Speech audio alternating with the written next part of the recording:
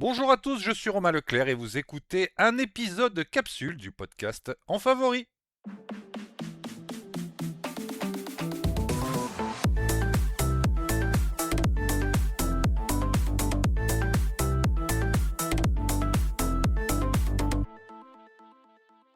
Chers auditeurs, j'espère que vous allez bien.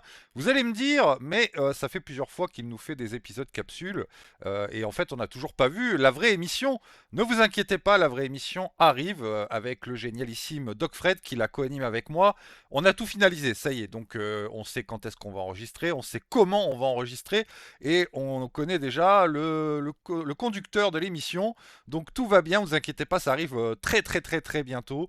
Mais en attendant, nous avons aussi décidé tous les deux que je ferai régulièrement de temps en temps des petites capsules audio comme celle-ci pour vous recommander des contenus bonus, des contenus numériques, qui est bien sûr, vous le savez maintenant, le concept de l'émission. Tous les 15 jours, donc avec Doc Fred, on vous présentera 6 recommandations que nous avons choisies au lieu de vous laisser dans les mains des algorithmes, voilà, des vrais conseils humains que nous allons vous donner pour découvrir des contenus numériques comme des séries, du cinéma, des films, du jeu vidéo, de la musique aussi, des albums musicaux. Mais aujourd'hui, par exemple, dans cette capsule, je vais vous parler d'un article de presse et vous allez voir que ça va découler vers une conversation un petit peu plus vaste.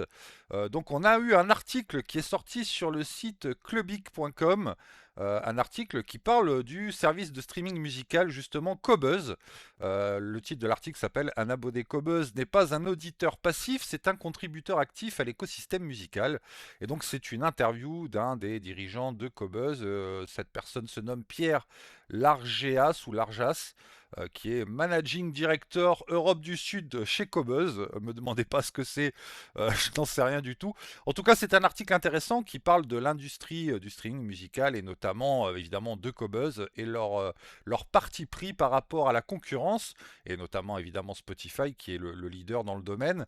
Et justement, ça m'a donné envie de faire cet épisode pour vous parler justement de mon expérience avec les plateformes de streaming et puis de regarder un petit peu ce qui est dit dans cet article. Les premières choses qui sont assez intéressantes, c'est que Qobuz s'est toujours présenté au final comme un disquaire en ligne. Parce que d'ailleurs chez Qobuz, vous pouvez acheter des albums, vous n'êtes pas obligé d'ailleurs de vous abonner à leur offre de streaming.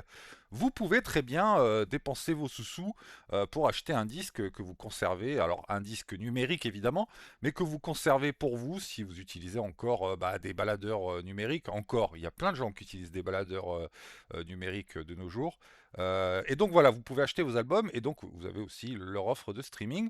Donc pour rappel, hein, Qobuz c'est un service de streaming qui est français, Cocorico, et qui propose surtout une partie, donc comme je vous disais, éditorialisée de la musique. Donc en fait, au lieu d'avoir un algorithme, alors il y a des algorithmes hein, dans Qobuz, mais on va dire que les playlists sont plutôt faites par des humains. Et vous trouvez aussi une partie magazine quand vous êtes abonné à Qobuz avec des interviews, du test de matériel, ce genre de choses, et des présentations d'albums, des sélections d'albums. Et l'intérêt d'ailleurs de Qobuz, c'est que les artistes justement sont beaucoup mieux rémunérés. C'est un petit peu ce qu'ils défendent. Et ils défendent aussi donc ce côté disquaire. Sachez par exemple que un abonnement Qobuz avant ça coûtait presque 20 euros et puis avec la concurrence ça a baissé de prix au final. Aujourd'hui on est, je crois que c'est 12,50 € pour un abonnement à un mois avec une offre au-dessus sublime qui est pour les, alors, je sais même plus à quoi elle correspond aujourd'hui, mais en gros c'est pour les personnes audiophiles qui ont du très gros matos. Bon, on va regarder du coup un petit peu dans cet article, pardon, ce qui est dit, et notamment, alors oui, on parle de rémunération des artistes, mais on parle aussi de ce choix éditorialisé, et notamment le fait que Qobuz, par exemple, ne propose pas de podcast, ne propose uniquement que de la musique, et d'ailleurs c'est ce qu'ils défendent dans l'interview qui est sur le site de Clubic, et on parle aussi un petit peu de la concurrence, on parle de Tidal, de Spotify, d'ailleurs je vais y venir. C'est intéressant, allez jeter un œil en tout cas, vous allez voir la personne qui est interviewée, donc Pierre, j'ai oublié son nom parce que je l'ai plus devant les yeux, mais bon bref, on va l'appeler Pierre, nous parle un peu de l'entreprise et des projets.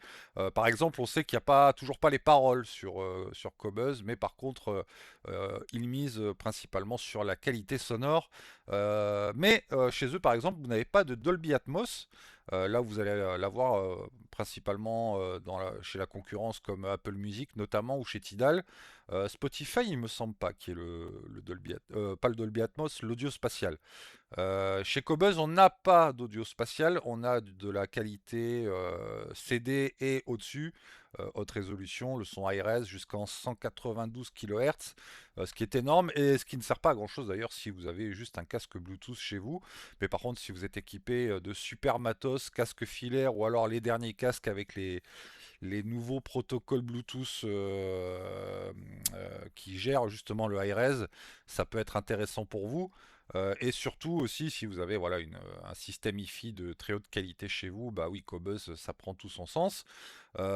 Maintenant, je voulais justement alors, vous parler de mon expérience par rapport aux plateformes de streaming. Moi, Qobuz, dans l'ensemble, je l'ai utilisé pendant 1 à 2 ans. Et puis, il y a eu un gros problème. J'étais sous Android hein, et je streamais à l'époque. Je streamais ça en multi-room sur plusieurs Chromecast. Alors un Chromecast audio branché sur ma chaîne Hi-Fi. Et puis aussi quelques Google Home avec le micro désactivé qui permettait de faire des petites enceintes un peu partout dans la pièce et dans plusieurs pièces de ma maison.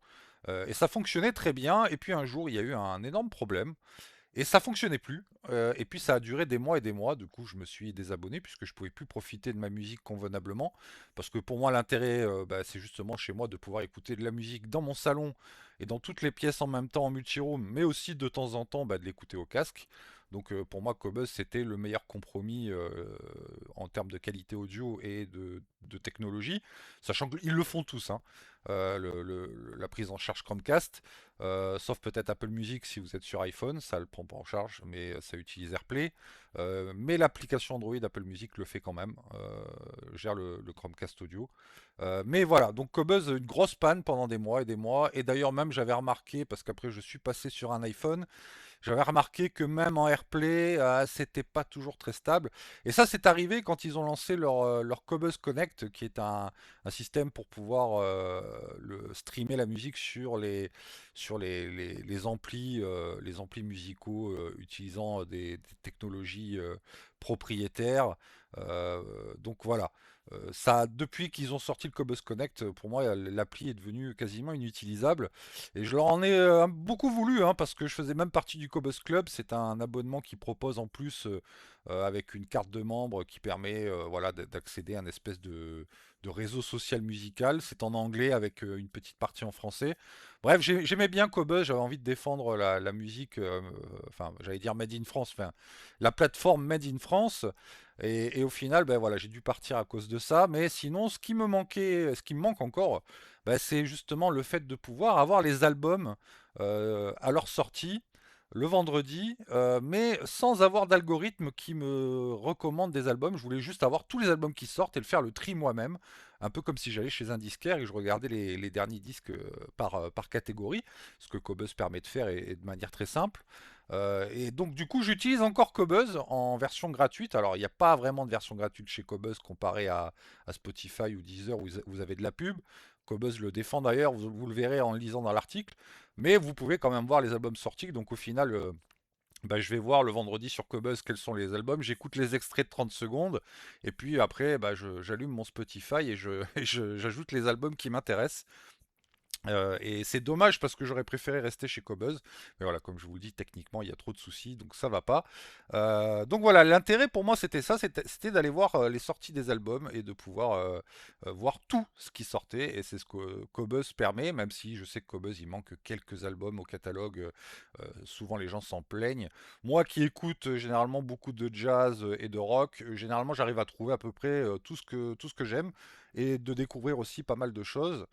Donc voilà, je garde quand même cette plateforme de côté. Le jour où les problèmes techniques seront réglés définitivement, je retournerai dessus puisque de toute façon, moi, la partie podcast et les parties vidéo et paroles, ça ne m'intéresse absolument pas. Moi, ce qui m'intéresse, c'est d'écouter de la musique. Donc c'est une plateforme qui m'irait bien au départ. Mais je voulais aussi parler bah, des autres plateformes pour vous raconter un peu ce que j'ai testé. J'ai testé longtemps Deezer aussi. Pardon, excusez-moi, je tousse un peu. J'ai testé Deezer pendant un bon bout de temps aussi. Alors là, pareil, des gros problèmes techniques avec le Chromecast. Depuis, j'ai changé hein, de technologie pour streamer chez moi, mais à l'époque, c'était donc, comme je vous le disais, du Chromecast, Chromecast audio. Deezer, ça coupait tout le temps. Et puis Deezer, au niveau des recommandations, c'est pas trop mal au niveau des albums pour voir les nouvelles sorties, mais on tombe quand même sur de la soupe commerciale qui m'intéresse absolument pas. Et puis les playlists sont pas top top. Et je sais plus comment ça s'appelle chez eux par thématique là. C'est les 10 heures, un truc que vous mettez en fonction de votre humeur ou de vos goûts musicaux et ça vous le met tout seul. J'ai oublié le nom marketing de cet outil, mais en gros c'est un générateur de playlist. Bon, je trouvais que les recommandations étaient vraiment très très moyennes et très peu de découvertes finales et beaucoup voilà, de musique, on va dire, mainstream.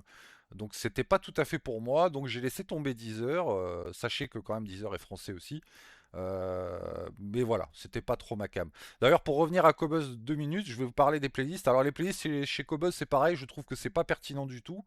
Et puis en plus, voilà, il y en a, et vous avez une playlist qui est mise à jour une fois par semaine et une par jour. Et généralement, bon, c'est vraiment des vieux trucs ou des morceaux que tout le monde connaît. Donc c'est pareil, Cobuzz, je les choisissais, pardon, vraiment pas pour ça. Donc voilà, au niveau playlist, sachez-le, c'est pas foufou. On va venir à Tidal maintenant. Tidal, je l'ai testé pendant un temps aussi. Tidal, ça a un avantage, c'est qu'ils ont aussi vachement baissé leur prix, parce qu'à l'époque c'était au même prix que Cobuzz, hein.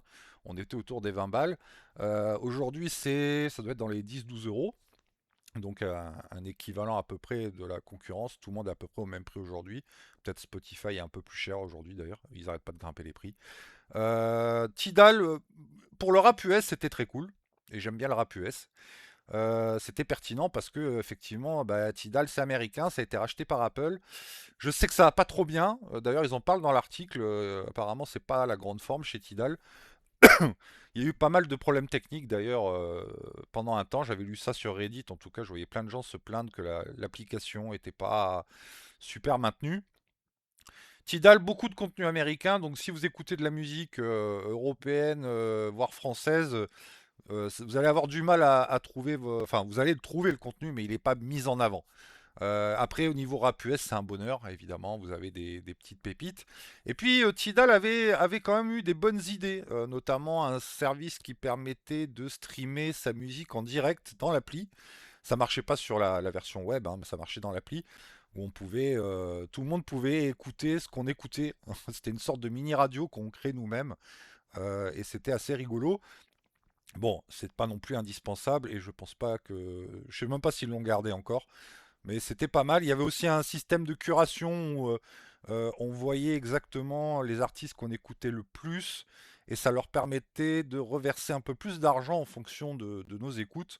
Par exemple, admettons, vous êtes un fan je vais donner un exemple, vous êtes un fan de Coldplay et vous n'arrêtez pas d'écouter du Coldplay sur votre appli Tidal, eh bien vous avez un classement et ça vous montrait que bah, ce mois-ci vous allez donner plus d'argent à Coldplay et que Tidal faisait un geste pour que voilà, Coldplay soit mieux récompensé financièrement.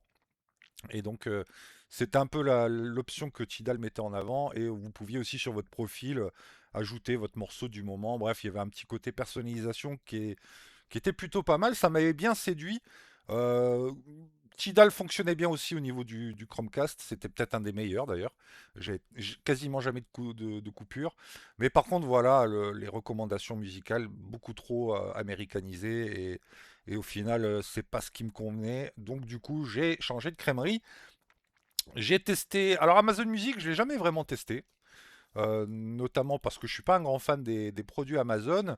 Et deuxième chose, attendez, je bois un petit coup d'eau.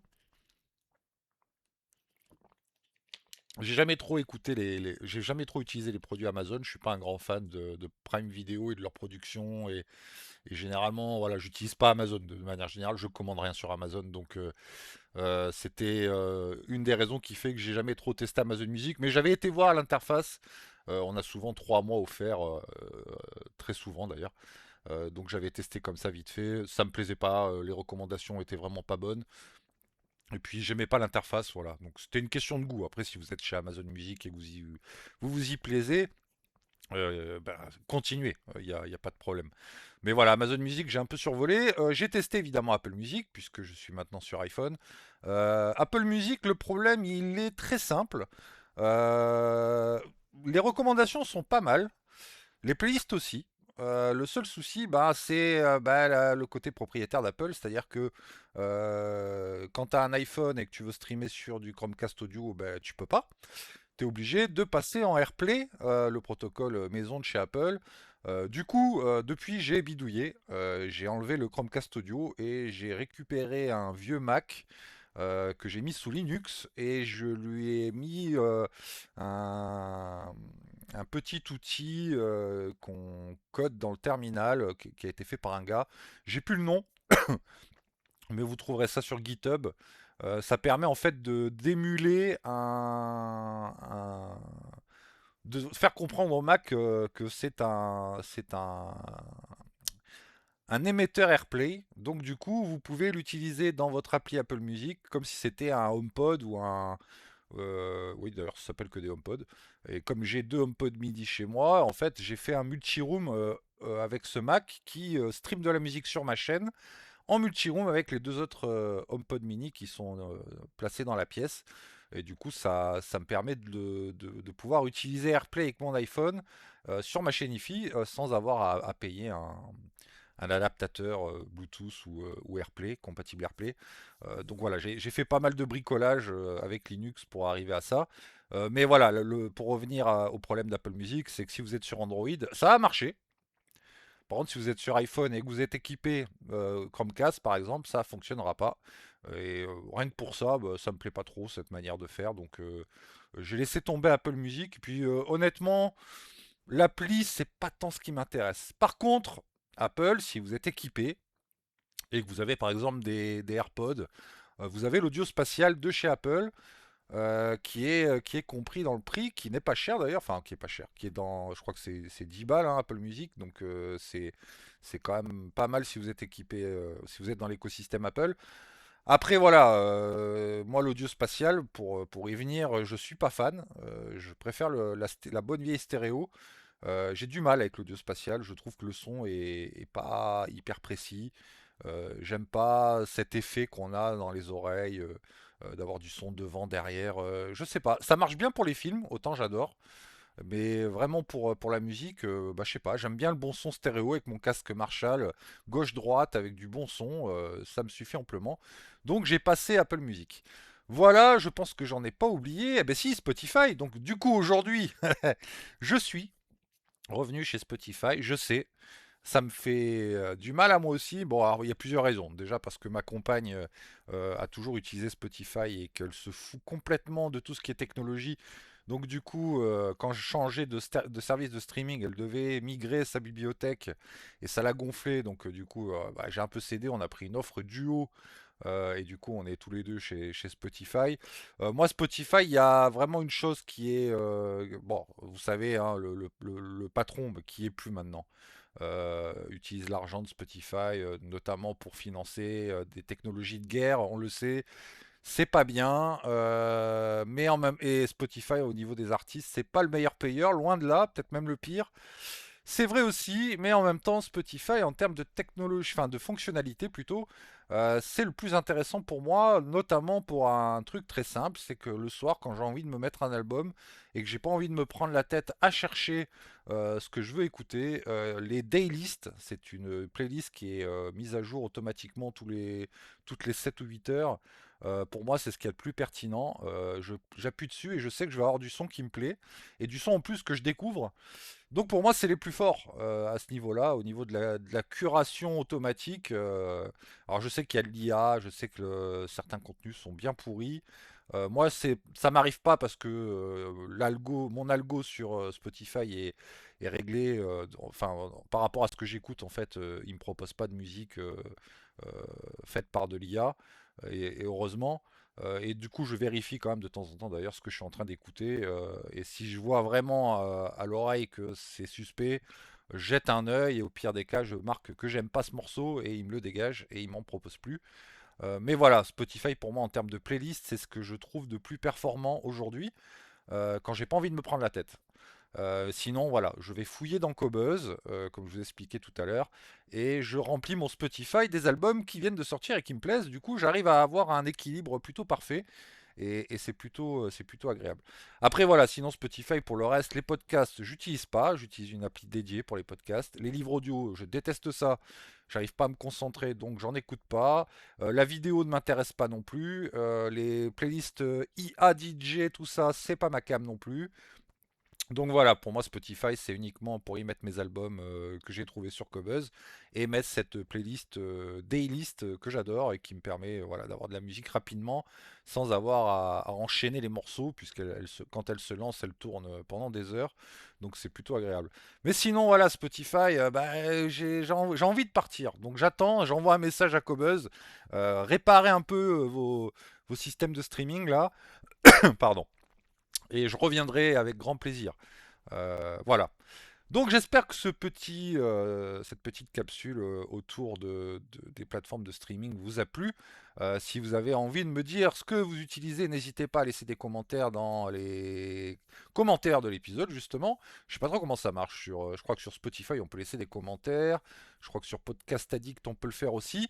N'hésitez pas à partager cette émission. Je vous le rappelle, on arrive très très bientôt pour l'émission principale où je parlerai moins du coup et Doc Fred interagira avec moi, vous allez voir, ça sera vachement mieux.